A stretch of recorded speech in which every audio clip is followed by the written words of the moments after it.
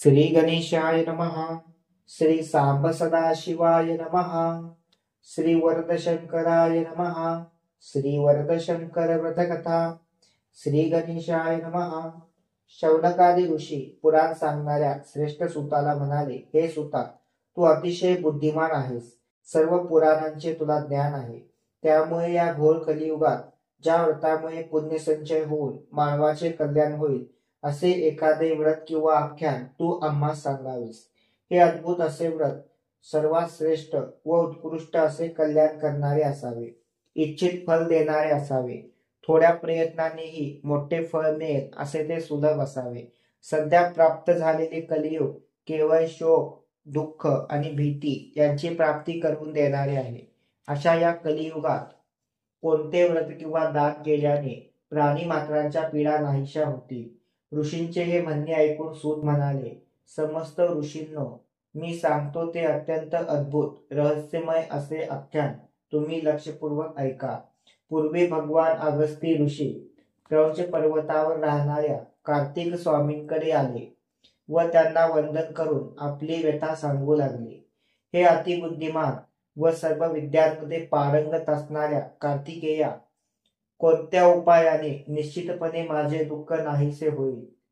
मी वाराणसी क्षेत्र सोडले, पवित्र गंगा नदी सोडली, परमेश्वराचे कार्य करण्यासाठी त्या तेजस्वी काशी विश्वनाथालाही सोडले आणि आता मी दंडकारण्यात आलो आहे. पण मला सतत मोठी चिंता लागून राहिली आहे की कोठे तो देव विश्वेश्वर राहिला आणि कोठे मी हा मुनी येऊन राहिलो. अशा चिंताग्रस्त मनामुळे मला येथे त्या उत्कृष्ट व अद्भुत सुखाची प्राप्ती होत नाही. पण केवळ आपल्या दर्शनानेच माझी चिंता व दुःख कमी झाले आहे. तेव्हा हे विशाल नेत्र असणाऱ्या व दयेच्या सागरा षण्मुखा, आपण मला माझ्या या विश्वेश्वराच्या वियोगाच्या दुःखातून मुक्त करणारा उपाय सांगावा. यावर प्रसन्न होऊन कार्तिक स्वामी म्हणाले, हे मुनिश्रेष्ठा, त्या अव्यय शंकराच्या विषयी तुझ्या हृदयातील भक्तीने तू खरोखर धन्य झाला आहेस. म्हणून हे श्रेष्ठ मुनिवर्या, सर्वांच्याच कल्याणासाठी मी तुला जे सांगतो ते ऐक. सज्जनांना न सांगावे असे गुह्य काहीच नसते. दुःखापासून सुटका करणारे, पुण्य देणारे, संपत्ती मिळवून देणारे व शेवटी श्री शंकराची भेट करून देणारे असे देवाचाही देव असणाऱ्या परमात्मा शंकराचे एक व्रत मी तुला सांगतो. ते तू एकाग्र मनाने लक्षपूर्वक ऐक. या व्रताचे नाव वरदशंकर असे आहे. सर्व रोग व सर्व संकटे यांचा नाश करणारे हे व्रत आहे. हेच व्रत पूर्वी शिवाने रजोगुण रूप ब्रह्मदेवाला सांगितले होते. हे ऐकून अगस्त्य ऋषी म्हणाले, हे शरानना, हे वरदशंकर व्रत शिवानी ब्रह्मदेवाला कधी सांगितले व या श्रेष्ठ व्रताचे आचरण कसे करावयाचे हे कृपा करून मला विस्तारपूर्वक सांगावे. स्कंद म्हणाले, हे मुनिश्रेष्ठा, सर्व पापांचा नाश करणारे वरदशंकर व्रताचे रहस्य सांगतो, ते लक्षपूर्वक ऐकावे. पूर्वी कल्पाच्या अंती प्रलय काळी ईश्वराने आपल्या माया शक्तीच्या सामर्थ्याने सर्व स्थावर जगताचा नाश केला व आत्मस्वरूपी रममान झाला. आत्मस्वरूपी रममान असताना परमेश्वराला त्या प्रलयातून सृष्टी निर्माण करण्याची बुद्धी झाली. त्यावेळी अहम स्फुरण रूप शक्ती उत्पन्न झाली. तिच्यामध्ये सत्वगुण रूपी श्री विष्णू उत्पन्न झाले. वैकुंठाचे भूषण असणारे ते शेषनागाच्या शय्येवर निर्दिष्ट झाले होते. त्यांच्या नाभीतून एक कमळ उमललेले व त्या कमळातून भगवान ब्रह्मदेव उत्पन्न झाले. सर्व पृथ्वी प्रलयामध्ये जलमय झालेली पाहून ते चिंताग्रस्त झाले. मी कोणापासून उत्पन्न झालो, माझे कर्तव्य काय, असे प्रश्न त्यांना पडले. हे सर्व जग पाण्याने व्यापलेले त्यांना दिसले. अशी चिंता करत असताना त्यांना एक आश्चर्य दिसून आले की विष्णूंच्या कानातील मळापासून मधु आणि कैटभ नावाचे दोन राक्षस उत्पन्न झाले आहेत. उत्पन्न झाल्यावर त्या दोघा दैत्यांनी सुवर्णासारखी तेजस्वी कांती असणाऱ्या ब्रह्मदेवाला पाहिले. आपल्या मुठी घट्ट वळून त्यांनी ब्रह्मदेवाला मार दिला. त्यावेळी ब्रह्मदेवांना अतिशय दुःख झाले. ते शंकरास शरण गेले व म्हणाले, हे शंभो, तू शरण येणाऱ्या दीनदुःखितांचे रक्षण करणारा आहेस. त्यांच्या सर्व व्यथा तू दूर करतोस. तेव्हा माझे या दैत्यांच्या त्रासापासून रक्षण कर. त्या मदांध दैत्यांना मला खाऊन टाकण्याची इच्छा आहे. तेव्हा हे जगतप्रभू, तुझ्याखेरीज मी दुसऱ्या कोणाला बरे शरण जाऊ. त्रैलोक्यात तूच सर्व माझे रक्षण करण्यास समर्थ आहेस. तूच सर्वांची पीडा दूर करणारा आहेस. तेव्हा श्री विष्णूला जागे कर आणि माझ्या दुःख नाहीसे कर. शरणागत ब्रह्मदेवानी याप्रमाणे स्तुती केली असता श्री महादेव म्हणाले, हे ब्रह्मदेवा, दुःख शांत करणारे सर्वश्रेष्ठ असे एक व्रत तुला सांगतो, ते तू ऐक. हे ब्रह्मदेवा, तू भगवान वरदशंकराचे यथाविधी पूजन कर. त्यायोगे तू या संकटातून नक्कीच मुक्त होशील. श्री शंभू महादेवाचे हे हितकारक बोलणे ऐकून ब्रह्मदेवाने हातात पाणी घेतले व मी हे अद्भुत व्रत करेन आणि जेव्हा माझा या दुःखाचा समूळ नाश होईल तेव्हा मी वरदशंकराची विधिवत पूजा करेन, असा त्यांनी संकल्प केला. ब्रह्मदेवानी असा संकल्प करताच शंकराच्याच कृपेने भगवान विष्णूंच्या शरीरातून विविध माया रूपे धारण करणारी योगनिद्रा बाहेर निघाली. योगनिद्रा बाहेर निघताच श्री विष्णूंना जाग आली. त्यांनी दैत्यांनी फारच त्रास दिलेले ब्रह्मदेव पाहिले. श्री विष्णूंच्या अंतःकरणात ब्रह्मदेवाविषयी परम करुणा उत्पन्न झाली व ते स्वतः त्या दैत्यांशी युद्ध करण्यास प्रवृत्त झाले. दैत्यांनी स्वतः ब्रह्मदेवांना सोडून विष्णूशी युद्ध करण्यास प्रारंभ केला. बाहुयुद्धामध्ये तरबेज असणारे ते दैत्य याप्रमाणे युद्धात सज्ज झाले असता त्या प्रलयाच्या समुद्रामध्ये भगवान विष्णू त्यांच्यासह युद्ध करू लागले. 5000 वर्षापर्यंत हे दारुण युद्ध चालू होते. या युद्धामध्ये दैत्यांनी केलेल्या मुष्टीप्रहारांनी श्री विष्णू थकून गेले. त्यामुळे श्री विष्णू युद्धातून माघार घेऊन पलायन करू लागले. ते पाहून दैत्य म्हणाले, हे श्रेष्ठ विष्णू, आपले युद्ध सोडून तू कुठे पळतोस? क्षणभर थांब व स्वतःचा पराक्रम दाखवून दे. असे म्हणत ते दोन दैत्य हसत असताना श्री विष्णू त्या प्रलयाच्या जलाशयामध्ये गुप्त झाले व ते दोन दैत्य त्यांचा शोध घेण्यासाठी जलाशयात इकडे तिकडे भटकू लागले. जलाशयात गुप्त झालेले श्री विष्णू याप्रमाणे 100 वर्षापर्यंत प्रलय सागरात राहिले आणि मग त्या दैत्यांपासून असणाऱ्या भयाचे निवारण करण्यासाठी त्यांनी आपल्या दिव्य वाणीने श्री शंभू महादेवांना संतुष्ट करण्यास आरंभ केला. विष्णू म्हणाले, लोकांनी वंदन करण्यास योग्य अशा निर्गुण शंकरास माझा नमस्कार असो. सर्व जगताचे पालन करणाऱ्या व भक्ताचे संरक्षण करून त्यांना तारणाऱ्या शंभू महादेवाला माझा नमस्कार असो. कालसर्पाने ग्रासलेल्या लोकांचे रक्षण करणाऱ्या शिवाला माझा नमस्कार असो. जगताची उत्पत्ती स्थिती लय यांना आपल्या सत्वादी गुणांनी कारणीभूत असणाऱ्या श्री शंकरांना माझा नमस्कार असो. हे मायाधीशा, सर्व जगताच्या आधारा, हे कैलासाधिपते, हे तत्व जाणणाऱ्या शंभो, तुला माझा नमस्कार असो. तू केवळ श्रुतीच्या ज्ञानाने जाणला जातोस. तू सर्वांच्या समीप असतोस. तू सकल रूप आहेस. तू सर्व स्वरूप त्रिभुवन रूप आहेस. तुला माझा नमस्कार असो. श्री विष्णूने भगवान शंकरांची याप्रमाणे स्तुती केली असता जगतगुरु प्रभू महादेव विष्णू समोर प्रकट झाले. अनंत रूपे धारण करण्याचे सामर्थ्य असणाऱ्या त्या देवादिदेव शंकरांचे दर्शन झाल्यानंतर श्री विष्णूने त्यांना साष्टांग प्रणिपात केला.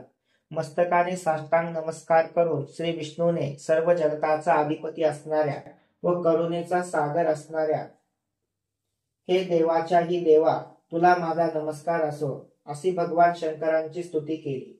हे सर्वज्ञ अनाथांच्या तारणहारा, हे दीनांच्या नाथा नीलवर्णा शंभो, या दैत्यांच्या संकटापासून माझे रक्षण कर, असा श्री विष्णूने भगवान शंकरांचा धावा केला. माझ्याच कानातील मळापासून निर्माण झालेले हे दोन दैत्य मलाच मारण्याकरता सिद्ध झालेले आहे. हे त्रिपुरारे, या भयंकर शत्रूंचा नाश कर. माझा तुला नमस्कार असो. अशी शरणागत विष्णूने शंकराची वारंवार प्रार्थना केली. श्री विष्णूने केलेली स्तुती ऐकून शंकर प्रसन्न होऊन म्हणाले, हे विष्णू, दैव अनुकूल नसताना कोणताही प्रयत्न करणे व्यर्थ असते. जे लोक केवळ सामर्थ्याच्या आधारावर काही साध्य करण्याचा प्रयत्न करतात त्यांना पुष्कळ दुःख होते. त्याचा तू सुद्धा अनुभव घेतला आहेस. आपण पूर्वी जो पुण्यसंचय केलेला असतो त्यालाच दैव असे म्हणतात. हे दैव श्रेष्ठ असते. या दैवामुळे दुःखाची प्राप्ती होते, इतर कोणत्याही कारणाने नाही. म्हणून हे विष्णू, तू वरदशंकर नावाचे व्रत कर. त्याने तुझे कल्याण होईल यात संशय नाही. श्री शंकराचे हे कथन ऐकून श्री विष्णू म्हणाले, हे शंभो, या व्रताबद्दल माझ्या मनात मोठे कुतूहल निर्माण झाले आहे. तेव्हा हे व्रत मी आता कसे करावे हे सांगोपांग विधीपूर्वक मला सांगा. यावर शंभू महादेव म्हणाले, हे सुख प्राप्त करून देणारे व्रत नित्य निरंतर करीत जावे. या व्रतासाठी घरामध्ये सुंदर व मोठा वैभव संपन्न मांडव घालावा. या मंडपामध्ये, ज्यामध्ये आंब्याची 5 पाने गोलाकार मांडली आहे, असा कलश स्थापन करावा. यथाशक्ती सोन्याची, रुपयाची, तांब्याची वरदशंकराची प्रतिमा बनवावी. शक्य नसेल तर वरदशंकराच्या प्रतिमेच्या जागी सुपारी ठेवून किंवा वाळूची प्रतिमा किंवा लिंग प्रतिमेची स्थापना करून त्या अतिशय प्रसन्नमुख असणाऱ्या देवी पार्वतीच्या सानिध्याने सुशोभित असणाऱ्या शंभू महादेवाची पूजा करावी. सांगोपांग विधीस अनुसरून नाना प्रकारच्या वैभवाने युक्त अशी पूजा मोठ्या भक्तिभावाने करावी. गव्हाच्या पिठाचा अथवा रव्याचा प्रसाद भगवंतांना अर्पण करावा. हा प्रसाद साखर व तूप याने युक्त असावा. नंतर त्याचे 3 भाग करावे. एक भाग भगवान शंकरांना अर्पण करावा, दुसरा भाग उपाध्याय वर्गाला द्यावा व तिसरा भाग पूजास्थानी जमलेल्या सर्व भाविक लोकांना वाटावा. नंतर एकाग्र चित्ताने लक्षपूर्वक कथा ऐकून समस्तांना भोजन घालून अन्नदान करावे. 5 किंवा 11 शिवभक्तांना वरदशंकर व्रताच्या पोथीचे मनोभावे दान करावे. सर्व भक्तगणांनी तो प्रसाद ग्रहण करावा. मग स्वतः व्रतकर्त्याने आपले कुटुंबीय, नातलग व स्नेही सेवक वर्ग यांच्यासह तो प्रसाद सेवन करावा. उच्च नीच भेदभाव न करता प्रसाद सर्वांना वाटावा. अशा प्रकारे केले असता व्रतकर्त्याच्या सर्व मनोकामना पूर्ण होतात. या व्रतामुळे सर्व दुःखही नष्ट होतात, हे निसंशय. हे ऐकून श्री विष्णू म्हणाले, हे भगवान, आपल्या मुखातून ऐकलेले हे व्रत मी करीन यात संशय नाही. परंतु यावेळी सर्व पृथ्वी प्रलयाच्या सागरामध्ये बुडून गेलेली असल्यामुळे गव्हाची पिठी कोठेही मिळणार नाही. अशा वेळी हे व्रत मी कसे करावे? भगवान शंकर म्हणाले, ज्यावेळी जे द्रव्य उपलब्ध असेल त्यानेच पूजा करावी. यावेळी तू जलानेच माझी पूजा कर. जगताचे दुःख नाहीसे करणाऱ्या जगन्नाथ अशा भगवान शंकरांची भक्तिपूर्वक अंतःकरणाने पाण्याने देखील पूजा केली असता आपले मनोरथ पूर्ण करतात. याप्रमाणे वरदशंकर व्रताचा वृत्तांत भगवान अगस्ती ऋषींना कथन करून श्री स्कंद म्हणाले, या प्रमाणे बोलून सर्व विविध रूपे धारण करणारे भगवान सांब सदाशिव अंतर्धान पावले. त्या सदाशिवाला श्री विष्णूने भक्तिभावाने नमस्कार केला. नंतर भक्तिपूर्ण अंतःकरणाने जलानेच हे व्रत श्री विष्णूने यथाविधी पार पाडले. पण कथा ऐकण्याच्या वेळी श्री विष्णू चिंतातूर झाले. या वरदशंकर व्रताची कथा कोण सांगणार असा प्रश्न विष्णूंना पडला असताना तेजस्वी रूप धारण करून ब्रह्मदेव कमलातून बाहेर आले. कथा सांगण्यासाठी त्यांच्या मुखातून 4 वेद निर्माण झाले. महादेवाच्या कृपा प्रसादामुळे साक्षात वेदांकडूनच श्री विष्णूने वरदशंकराची कथा ऐकली. मग श्री विष्णूने ब्रह्मदेवास प्रसाद देऊन स्वतःही ग्रहण केला. नंतर त्याने लोकांचे कल्याण करणाऱ्या भगवान वरदशंकरांची मनोभावे स्तुती केली. त्यावेळी वरदशंकर प्रकट होऊन म्हणाले, विष्णू, या व्रताच्या योगे तू केलेल्या माझ्या उपासनेने मी प्रसन्न झालो आहे, तेव्हा वर माग. श्री वरदशंकर पुढे म्हणाले, याप्रमाणे माझी पूजा केल्याने मनुष्य कधीही दुःखी होणार नाही, तो नित्य सुखीच होईल. मी दिलेले हे सर्वश्रेष्ठ सुदर्शन चक्र घे. या चक्रामुळे तू त्या सर्व जगताला त्रास देणाऱ्या 2 दैत्यांना ठार कर. या चक्राच्या प्रभावामुळे माझ्याप्रमाणे तुझीही लोक पूजा करतील. या त्रैलोक्यातील लोकांना तू सुखोपभोग व मुक्ती देणारा होशील.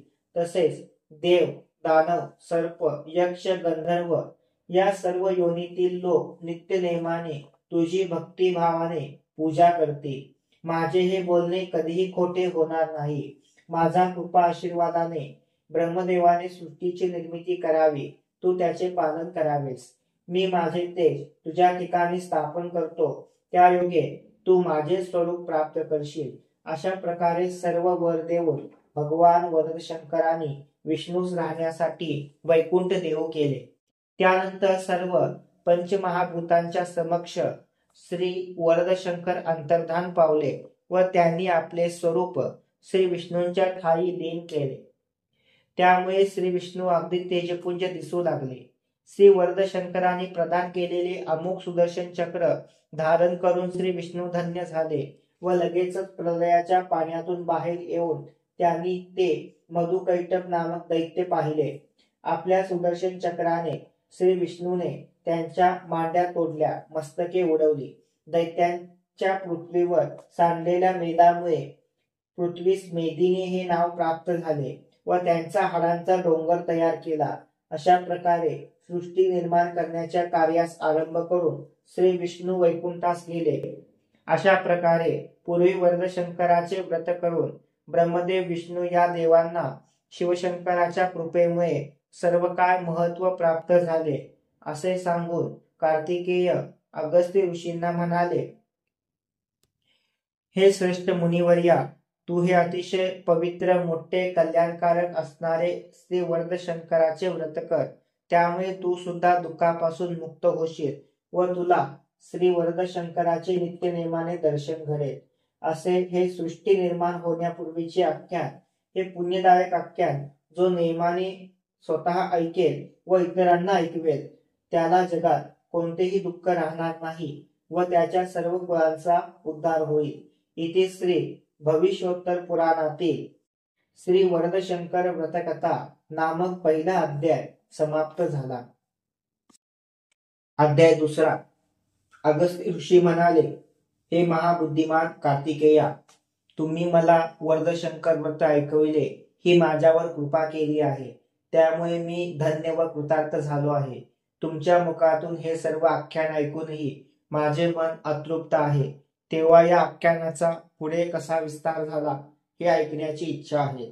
यावर कार्तिकेय म्हणाले, हे ऋषे, मी वरदशंकर व्रताची कथा पुन्हा सांगतो. संततीची इच्छा असणाऱ्याने पुत्र व्हावा म्हणून हे व्रत करावे. याबद्दल ब्रह्मदेवाची एक घडलेली गोष्ट तुला सांगतो. पूर्वी विष्णूने प्रजा उत्पन्न करण्यासाठी ब्रह्मदेवाची योजना केली होती. त्यामुळे ब्रह्मदेवाने सृष्टी निर्माण केली, पण ती स्थिर होईना. म्हणून ब्रह्मदेवाने अनेक स्तोत्रे म्हणून श्री विष्णूंची स्तुती केली. त्यावेळी श्री विष्णू म्हणाले, हे वत्सा, तू पूर्वी वरदशंकराच्या व्रताचा संकल्प केला होतास, पण अद्याप तो पूर्ण केला नाहीस. तेव्हा तो संकल्प पूर्ण कर.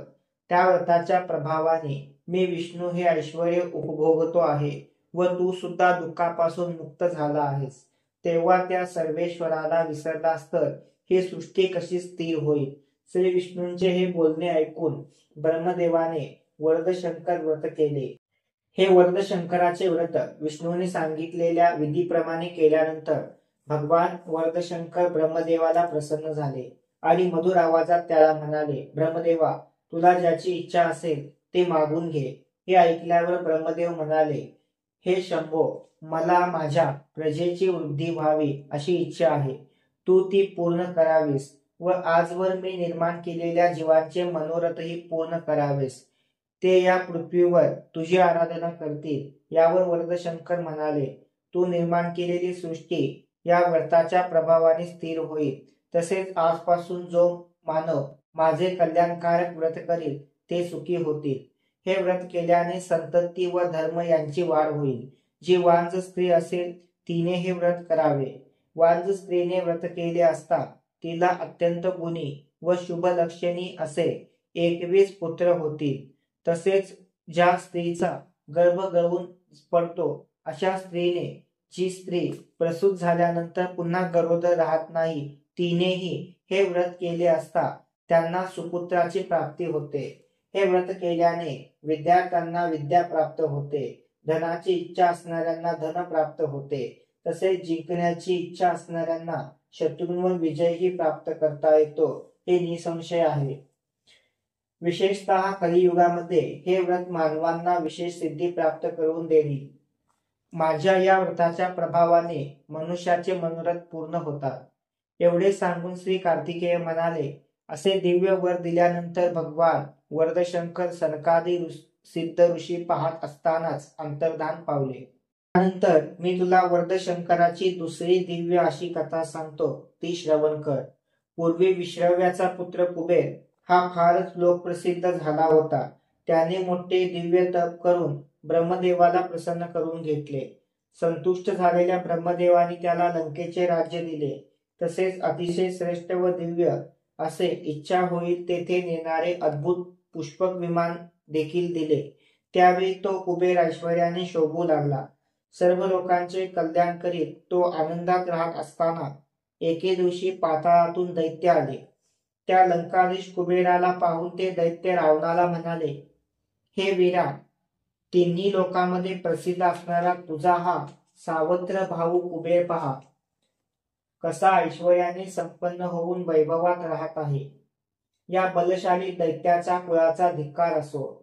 हे रावणा, या कुबेराची सर्वांनी निंदा केलेली दृष्टीस पडेल व तो दारिद्र्यी होऊन तू ऐश्वर्याने नटलेला आम्ही केव्हा पाहू. हे ऐकून रावण म्हणाला, हे दैत्यानो, मी सांगतो ते सत्य ऐका. कुबेर हा माझा भाऊ असून तो नेहमीच मला आवडतो. तरीही कुबेरापेक्षाही अधिक संपन्न होण्यासाठी मी ईश्वराची साधना करतो. असे त्या दैत्यांना सांगून रावण तपाचरण करण्यासाठी निघून गेला. गोकर्ण नावाच्या महापवित्र तीर्थक्षेत्री रावणाने थोर तपश्चर्या करण्यास सुरुवात केली, तरी तप फलद्रूप होईना. तेव्हा त्याने आपले मस्तक छाटून महात्मा शंकरास अर्पण केले. रावणाच्या तपाने राक्षसगण तृप्त झाले असताना मात्र त्याच्या या भयंकर कृत्याने देव भयभीत झाले. याप्रमाणे 10,000 वर्षापर्यंत त्या महापराक्रमी रावणाने कठोर तपश्चर्या केली.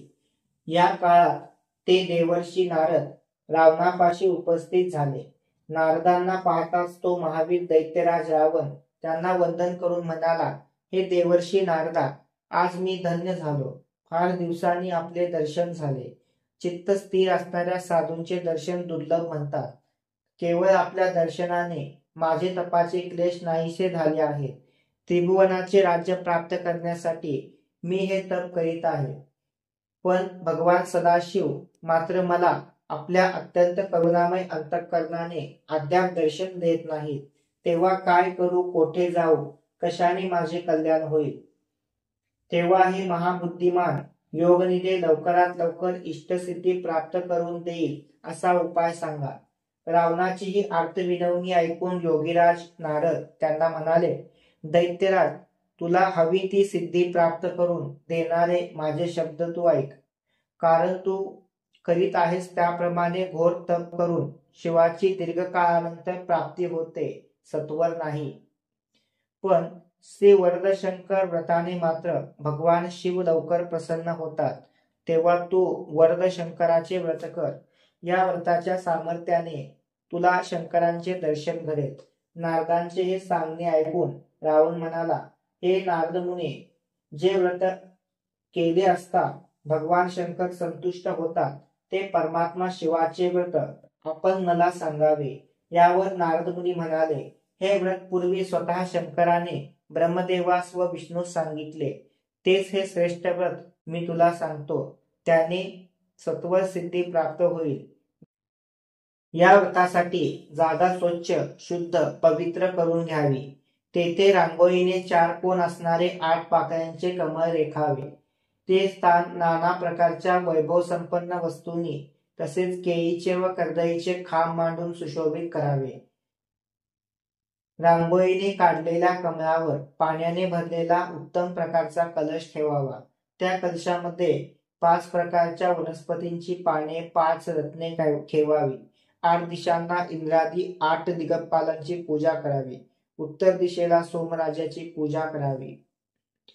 देवाच्या दक्षिण भागाला लक्ष्मी विष्णूंची पूजा करावी. मध्यभागी श्रीमद वरदशंकराच्या लिंगाची पूजा करावी. डाव्या हाताला जगदांबिका भवानीची पूजा करावी. पुढच्या भागात सुपारीसह भगवान नंदीची पूजा करावी. देवी पार्वतीच्या डाव्या बाजूला जयादेवीची पूजा करावी व श्रद्धेने हे व्रत व पूजा करणाऱ्या 14 गुणांचे ऐश्वर्य प्राप्त होते. पूजेनंतर तूप साखर घातलेला गव्हाच्या पिठाचा प्रसाद भगवान शंकरांना अर्पण करावा. त्याचे 3 भाग करावे व नैवेद्यातील 1 भाग उपाध्यायाला पूजाविधी सांगणाऱ्याला द्यावा. दुसरा भाग पूजेच्या ठिकाणी उपस्थित असणाऱ्या सर्व लोकांमध्ये प्रसाद म्हणून वाटावा. तिसरा भाग आपण स्वतः पत्नीसह कुटुंबासह सेवन करावा. त्यानंतर वरदशंकराची कथा सांगोपांग श्रवण करावी. मग प्रसाद घेऊन समस्तांना भोजन घालून अन्नदान करावे. या वरदशंकर व्रताच्या पोथीच्या 5 किंवा 11 प्रती शिवभक्तांना भक्तिभावे दान कराव्यात. असे केले असता हे श्रेष्ठ व्रत लवकरच भगवान शंकरांची प्राप्ती करून देते. नारद मुनींचे हे बोलणे ऐकून दैत्यराज रावणाने त्यांना नमस्कार केला व सर्व सिद्धी प्राप्त करून देणारे ते वरदशंकर व्रत केले. या व्रताच्या प्रभावाने भगवान सदाशिव रावणास प्रसन्न झाले. प्रसन्न होऊन शंकराने रावणाला नाना प्रकारचे वर दिले. तसेच मनुष्या व्यतिरिक्त इतर कोणाकडूनही तू मारला जाणार नाहीस असा वरही दिला. देव व राक्षसांचे आधिपत्य त्यास बहाल केले. 10,000 वर्षापर्यंत या व्रतामुळे रावणाने दिव्य मनोरथ पूर्ण करून तो आनंदी झाला. त्यानंतर 10,000 वर्षानंतर या व्रतामुळे रावणाचे दिव्य मनोरथ पूर्ण होऊन तो आनंदित झाला. नंतर राक्षसांना बरोबर घेऊन आपल्या कैकसी नावाच्या आईकडे गेला व साष्टांग प्रणाम करून तिला त्याने वरदशंकराचे व्रत सांगितले. रावणाच्या तपानुष्ठानामुळे संतुष्ट झालेल्या दैत्यांना घेऊन रावण कुबेराने पालन केलेल्या लंका राज्यावर चालून गेला. अतिपराक्रमी अशा या रावणाने लंका नगरीला वेढा घातला व तुंब युद्ध करून कुबेरावर विजय मिळवला. राक्षसांचा राजा झालेला तो रावण लंकेच्या दिव्य राजसिंहासनावर बसला. पुढे त्याने त्रैलोक्यावर विजय मिळवला. अशा प्रकारे वरदशंकराच्या व्रताने रावणाचे सर्व मनोरथ पूर्ण होऊन तो सर्व प्रकारच्या ऐश्वर्याने संपन्न झाला. स्कंदाने सांगितलेली ही रावणाच्या व्रताची कथा ऐकल्यानंतर अगस्त्य ऋषी म्हणाले, हे स्कंदा, राक्षसाने पराभूत केल्यावर कुबेराने काय केले हे जाणून घेण्यास मी उत्सुक आहे. यावर कार्तिकेय म्हणाले, हे अगस्त्य ऋषी, राज्यहीन झालेला कुबेर पृथ्वीवर इकडे तिकडे भटकत राहिला, पण त्याला कोठे सुखाची प्राप्ती झाली नाही. कुबेर म्हणाला, मी असे कोणते कर्म केले असता त्याचा परिणाम म्हणून माझे दुःख नाहीसे होईल, तेच कारण मला माहीत नसल्यामुळे मी दुःखी आहे. इकडे तिकडे भटकणाऱ्या दरिद्री कुबेराला कोणी मित्र नाही, कोणी सुख नाही. इकडे तिकडे भटकणाऱ्या दरिद्री कुबेराला कोणी मित्र नाही, कोणतेही सुख नाही. साक्षात दयेचा सागर असणारा परमेश्वरही माझी उपेक्षा करीत आहे. म्हणून मी आता दिव्य तप करून भगवान शंकरांना प्रसन्न करून घेऊन त्यांना त्यांच्याकडून लंकेपेक्षा अधिक सुखकारक गोष्टी मागून घेईल. असा कल्याणकारक विचार करून कुबेर कैलास पर्वताच्या उपवनाकडे गेला. तेथे त्याने मोठे तप करण्यास आरंभ केला. तेथे त्याने परमात्मा शंकराचे दीर्घकाळापर्यंत तप केले. तरीही त्याला सिद्धी प्राप्त न झाल्यामुळे तो चिंतातूर झाला. याच काळात कुबेराच्या दैवयोगाने दधीची नावाचे ऋषी तेथे आले. या ऋषींना पाहून आनंदित झालेल्या कुबेराने त्या शिवभक्त असणाऱ्या ऋषींची स्तुती केली व त्यांची यथासांग पूजा करून त्यांच्या येण्याचे कारण विचारले. तेव्हा भक्तिभावाने विनम्र झालेल्या कुबेराला दधीचे ऋषी म्हणाले, हे कुबेरा, स्वस्थ चित्ताने लक्षपूर्वक ऐक. लंका नगरीमध्ये रावणाने मला वर्धशंकराचे व्रत करण्याकरता बोलवले होते. हे परमात्मा भगवान शंकराचे दिव्य व्रत विधीपूर्वक मी पार पाडले. रावणाचा निरोप घेऊन मी कैलास पर्वतावर गेलो. तेथून तू येथे तप करत असलेला पाहून तुला भेटण्यासाठी आलो आहे. तेव्हा तू कोणत्या कारणास्तव हे तप करीत आहेस ते मला सांग. दधीचे ऋषींचे ते बोलणे ऐकून कुबेर म्हणाला, हे महामुनी, आपल्या केवळ दर्शनाने सर्व पाप नष्ट होतात. आजच आपल्या दर्शनाने माझा या तपाचे फल मला प्राप्त झाले आहे. हे स्वामी, मी ज्या कारणास्तव येथे आलो आहे ते कारण आपण ऐकावे. पूर्वी मला ब्रह्मदेवाच्या कृपेने उत्तम प्रकारचे ऐश्वर्य प्राप्त झाले होते. ते लंका नगरीच्या राज्यासकट माझे सर्व ऐश्वर्य आता रावणाने हरण केले आहे. याच दुःखात होरपळणारा मी भगवान शंकरांना संतुष्ट करण्यासाठी येथे आलो आहे. तेव्हा मी काय करावे, ज्या योगे भगवान शिव मला प्रसन्न होतील. हे महामते दधीची, त्या दैत्य रावणाला शंकर कसे प्रसन्न झाले ते मला सांगावे. यावर दधीचे ऋषी कुबेरास म्हणाले, हे कुबेरा, नारद मुनींच्या उपदेशास अनुसरून रावणाने गोकर्ण नामक महापर्वतावर वर्धशंकर नावाचे व्रत केले. या व्रताच्या प्रभावाने रावणावर प्रसन्न होऊन शंकराने त्याला ऐश्वर्य दिले. त्या व्रताच्या प्रभावाने तो त्रिभुवनाला जिंकू शकला. तेव्हापासून तो राक्षस रावण दर महिन्याला हे कल्याणकारक व्रत करतो. दधीचे ऋषींनी सांगितलेला वृत्तांत ऐकून कुबेराने वर्धशंकराचे व्रत जाणून घेतले व केले. कथा श्रवण करायच्या वेळी भगवान महादेव संतुष्ट झाले. देवादिदेव शंकर कुबेरास म्हणाले, हे वत्सा, तुझी तपश्चर्या व तू केलेले वर्धशंकर व्रत यामुळे मी प्रसन्न झालो आहे. उत्तर दिशेला मी अलका नावाची नगरी निर्माण केली आहे. तेथे तू माझ्या आज्ञेने यक्षांसमवेत राहून नानाविध ऐश्वर्यांचा उपभोग घे. तू उत्तर दिशेचा स्वामी होशील आणि नाग व नवनिधींचा अधिपती होशील. तसेच माझे वर्धशंकर व्रत केल्यामुळे तू चिरतरुण व अमर होशील. देव, दैत्य व गुह्य यांपैकी कोणीही तुला पीडा देऊ शकणार नाही.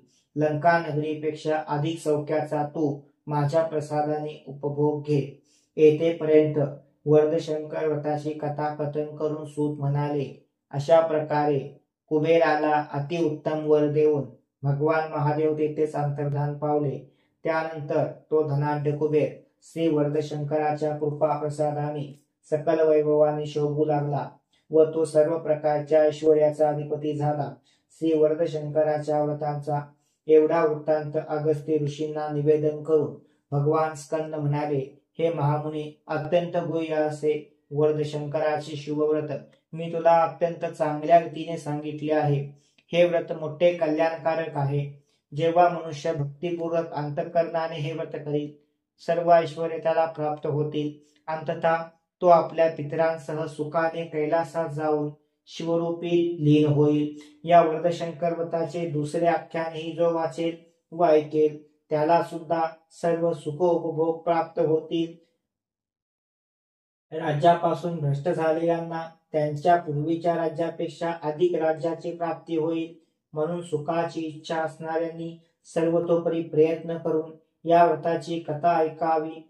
व्रत करणे शक्य नसेल तरी त्याची नुसती कथा ऐकण्याने देखील तेवढेच फळ मिळते. इति श्री भविष्योत्तर पुराणातील व्रतखंडातील कलियुगातील वर्धशंकर व्रत नामक दुसरा अध्याय या ठिकाणी पूर्ण झाला. अध्याय तिसरा. सूत म्हणाले, दारिद्र्य आणि दुःख नाहीसे करणारे हे श्रेष्ठ असे श्री वर्धशंकराचे व्रत मनुष्याने केले असता त्याला सुपुत्र लाभतात. अलौकिक सुख व अमाप संपत्ती त्याला प्राप्त होतात. तसेच कलियुगात पृथ्वीवर तो 100 वर्षापर्यंत जगतो. कलियुगाच्या दोषांचा नाश करणारे परमश्रेष्ठ व सतत भगवान शंकरांच्या चरणांचा सहवास प्राप्त करून देणारे हे व्रत आहे. याच व्रताची आणखी एक कथा विशेषतः कलियुगात आचरणात आणण्यास सुलभ आहे. ती कथा आता ऐका. पूर्वी अवंती नगरीमध्ये जय नावाचा मोठा पराक्रमी व विनम्र तपाचरणी व प्रजेचे पालन करणारा राजा होऊन गेला. तो राजा मोठा शूर होता. धनाढ्य असणारा तो राजा पुष्कळ दान करीत असे. यज्ञ याग करणारा तो राजा स्वाभिमानी व देवादिकांची भक्तिभावाने पूजा करणारा होता. विविध प्रकारे प्रजेचे अनुरंजन करीत तो बुद्धिमान राजा राज्य करीत असे. असा पुष्कळ काळ गेला असता तो राजा अंध झाला. पूर्व कर्मानुसार अंधत्व प्राप्त झाल्यामुळे राजा जय अंतःकरणात खिन्न झाला. त्याच वेळी राजाच्या या दुरावस्थेचा फायदा घेऊन पौंड्रक देशाचे शत्रू राजे निर्भय झाले. त्यांनी पुष्कळ सैन्य घेऊन अवंती नगरीला वेढा दिला. अतिशय व्यथित झालेल्या राजा जयाने पत्नीसह नगराचा त्याग केला. तेथून त्याने भयंकर श्वापदांचे आवाज असणाऱ्या घनदाट अरण्यात आश्रय घेतला. शत्रूने ज्याची मनशांती नष्ट केली असा तो उद्विग्न झालेला राजा पत्नीला म्हणाला, प्रिये, सर्व इंद्रियांना ताप देणारे हे दुःख कशामुळे प्राप्त झाले? या भीतीदायक वनामध्ये आपण कसे राहायचे? हे साध्वी स्त्रिये, मी अंध कशामुळे झालो? माझे राज्य कशामुळे गेले? या भयंकर दुःखाचे भोग पुढे आले. हे दुःख सहन करण्यापेक्षा मरण पत्करलेले बरे असे मला वाटले. हे सुंदरी, माझ्या पश्चात तू तुझ्या देहाचा त्याग करून स्वर्गाला जा. राजाचे हे अत्यंतिक उद्वेगपूर्ण बोलणे ऐकून ती सती साध्वी महाराणी म्हणाली, हे नाथ, आपल्याच कर्मामुळे पदरी पडलेल्या दुःखाबद्दल शोक का करता? गतजन्मीची कर्मे हे माणसाच्या सुखाचे व दुःखाचे कारण असते, यात ते मात्र शंका नाही. पण हे स्वामी, या जगात तुम्ही जन्माला आलात तेव्हा तुम्ही सत्कर्मे केली आहेत. तीच पुढील जन्मात तुम्हाला सुखाला कारणीभूत ठरतील. कारण पूर्वजन्मी केलेल्या कर्मानुसार सुख आणि दुःखाचे भोग जीवाला भोगायस मिळतात. तेव्हा हे महान पराक्रमी राजा, खिन्न होऊ नकोस. येथून जवळच पुण्यवान वृक्षांनी वेढलेले एक वन आहे. ते दिव्य वन अशा फळाफुलांनी भरलेले दिसत आहे. आपण तेथे जाऊया. तेथे हा राजा तू आपले प्रारब्ध क्षीण कर. तेथे तू सुखोपभोगांचा त्याग करून मुनीप्रमाणे फळे भक्षण करून व्रतस्थ राहा. राणीचे हे सांगणे ऐकून ठीक आहे असे म्हणून राजा जय पत्नीसह हळूहळू वनात गेला. त्या वनामध्ये अनेक मुनींचे समूह राहत होते. तेथेच वामदेव ऋषींचा दुःखितांना आनंद देणारा मोठा सुखदायक आश्रम होता. तेथील शीतल वायूंच्या स्पर्शाने राजा जयाचे श्रम निघून गेले व तो विश्रांती पावला. नंतर रात्रंदिवस आपल्या पूर्वसंचिताचे स्मरण करत तो वामदेव ऋषींसमोर आला. तेव्हा राणीने सुचवले, हे नाथ, ह्या मुनींना पहा. त्यांना यथोचित नमस्कार करून निरंतर सुखी व्हा. याप्रमाणे बोलून अतिशय दुःखी झालेल्या त्या उभयंतांनी रडतच वामदेव ऋषींना वंदन केले व मुनींच्या जवळ जाऊन, हे तात, आमचे रक्षण करा अशी प्रार्थना केली. वामदेव ऋषी म्हणाले, हे राजा, तू का बरे दुःखी आहेस? राज्य सोडून आपल्या पत्नीसह या रानावनात तू का हिंडतो आहेस? तुझ्या दुःखाचे कारण मला सांग. अशा प्रकारे वामदेव ऋषींनी विचारपूस केली असता राजा जय म्हणाला, हे ऋषीवर्या, मी अंध असून शत्रूंनी माझे राज्य जिंकले म्हणून मी राज्यहीन झालेला पत्नीसह रात्रंदिवस वनामध्ये फिरतो आहे.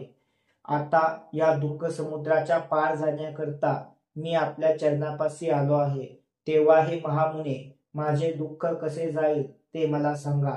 राजाची प्रार्थना ऐकून वामदेव ऋषी म्हणाले, राजन, ज्याच्या चरणाचा आश्रय घेतल्यामुळे पुष्कळ लोक सुखी झाले अशा भगवान शंकर सर्व प्राण्यांचे क्लेश दूर करतात.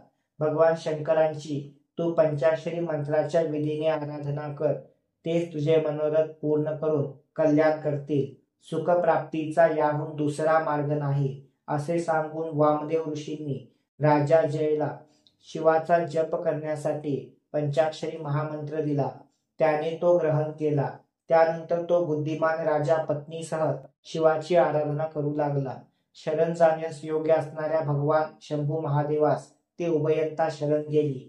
त्यानंतर 7 दिवस झाले असता राजा जय निजला होता तेव्हा वृद्ध ब्राह्मणाचे रूप घेऊन साक्षात भगवान सदाशिव तेथे आले व राजाला म्हणाले, हे राजा, उठ उठ आणि वरदशंकराची उपासना कर.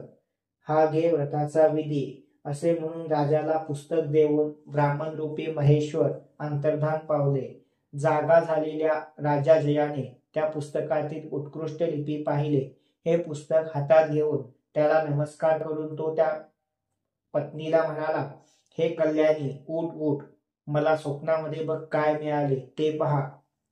ते पाहून राणी त्याला म्हणाली, स्वामी, हा भगवान शंकरांचा प्रसाद आहे. हे प्रभो, हा भगवत प्रसाद घेऊन आपण वामदेव ऋषींकडे जाऊ. हे राजा, त्यांच्याच कृपेने सर्व कार्यसिद्धी होणार आहे. याप्रमाणे निश्चय करून ती उभयंता वामदेव ऋषीपाशी गेली व अत्यंत विनम्रपणे त्यांना म्हणाली. राजा जय म्हणाला, हे महर्षे, स्वप्नामध्ये मी एक तेजस्वी ब्राह्मण पाहिला, जो भस्म रुद्राक्ष माळा जटाजुटाने विभूषित झालेला होता. हे पुस्तक मला देऊन वरदशंकराला भज असे सांगून तो ब्राह्मण गुप्त झाला. तेव्हा ऋषे, हे काय आहे ते आता आपण सांगावे. राजा जयाने सांगितलेला स्वप्न वृत्तांत ऐकून वामदेव ऋषी राजाला म्हणाले, हे राजा, तू धन्य आहेस. तू कृतकृत्य झाला आहेस. तुझी तपश्चर्या फळाला आली आहे, कारण भक्तांवर कृपा करणारे प्रभू शंकर तुला प्रसन्न झाले आहेत. तेव्हा राजा, वरदशंकराचे व्रत तू कर. वामदेव ऋषींचे हे म्हणणे ऐकून राजा जयाने पत्नीसह ते व्रत केले. एकाग्र चित्ताने लक्षपूर्वक कथेचे श्रवण करून त्या उभयंतांनी प्रसाद ग्रहण केला. कथा समाप्तीच्या वेळी साक्षात महाप्रभू सदाशिव प्रकट झाले. राजाच्या दोन्ही डोळ्यांना दृष्टी देऊन, हे राजा, तुला हवा तो वर माग असे म्हणून महादेव राजापुढे उभे ठाकले. दृष्टी प्राप्त झालेल्या राजा जयाने श्री वरदशंकरांना डोळे भरून पाहिले आणि भक्ती प्रेमरसाने ओतंबित होऊन वारंवार भगवंतांना नमस्कार केला. सद्गतीत वाणीने राणीसह राजा जयाने परमेश्वराची स्तुती केली. हे करुणेच्या सागरा महादेवा, तुला नमस्कार असो. हे भगवान, तू अनाथांचा नाथ आहेस. तू संकटातून सुटका करणारा आहेस. तू समस्त जगताचा पिता आहेस. तू या दुःख सागरातून आम्हास तारून ने. सर्व प्राणी मात्रांचा तू रक्षण करता आहेस. सर्व प्राणी मात्रांची तू अंतिम गती आहेस. म्हणून तुझ्या चरण कमलांच्या ठाई सदोदित माझी भक्ती लीन हो. राजा जयाने केलेल्या स्तुतीने भगवान शंकर प्रसन्न होऊन म्हणाले, राजा, माझ्या प्रसादाने तुला तुझे राज्य परत मिळेल. मुला नातवंडाने युक्त होऊन तू पृथ्वीवर नित्य सुखी होशील. अंतसमयी तू तुझ्या पत्नी व परिवारासह विमानात बसून माझ्या जवळ ये व माझ्यावरील भक्तीमुळे कैलास लोकाला येशील, यात संशय नाही. जो माझे हे वरदशंकर व्रत भक्तीपूर्वक करतो ती निश्चितपणे दुःखापासून मुक्त होतो. या कलियुगामध्ये वरदशंकर व्रताखेरीज दुसरा कल्याणकारक मार्ग नाही.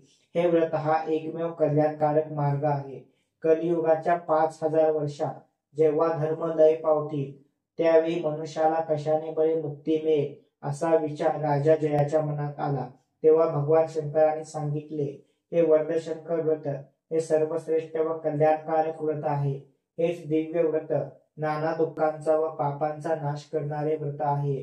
म्हणून कलियुगामध्ये मनुष्याने या व्रताचे आचरण करावे, कारण कलियुगात कल्याण साधून देणारे या व्रताखेरीज दुसरे प्रभावी साधन नाही. या व्रताचे पालन केल्याने युद्धामध्ये विजय प्राप्त होतो, शत्रूंचा नाश होतो. मनामध्ये जी जी इच्छा उत्पन्न होते ती या व्रताने पूर्ण होते. असे म्हणून वरदशंकर तेथे अंतर्धान पावले.